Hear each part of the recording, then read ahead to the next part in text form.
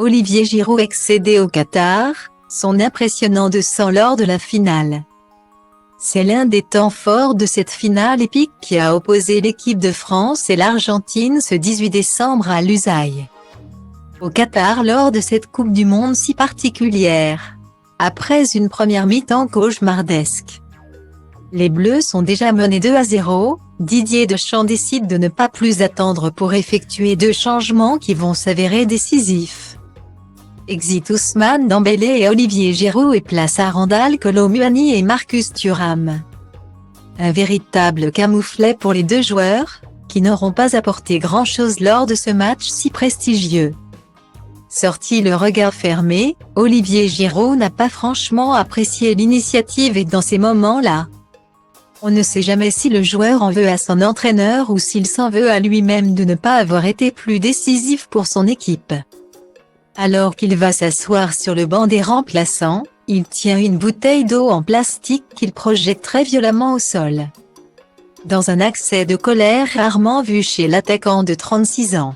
Des images qui ont évidemment beaucoup circulé sur les réseaux sociaux alors que le natif de Chambéry est plutôt connu pour être un joueur assez calme.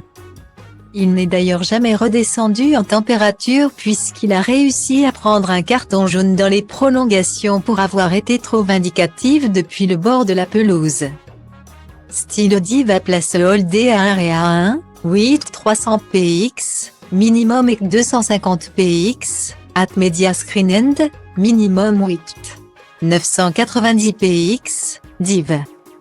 À place Holdé à 1 et à 1, 8 620 px, minimum et 350 px, style.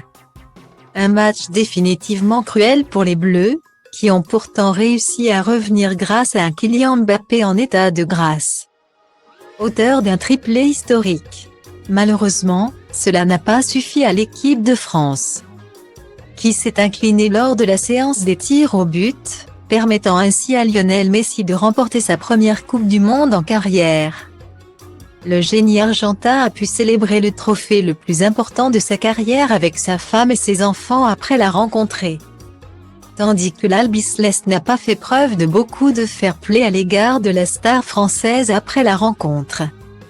Une fin de compétition cruelle pour les Français, qui, comme en 2006, s'inclinent au tir au but en finale de Coupe du Monde. Mais avec une génération aussi talentueuse, ils auront certainement une chance de ramener une 3e étoile dans 4 ans.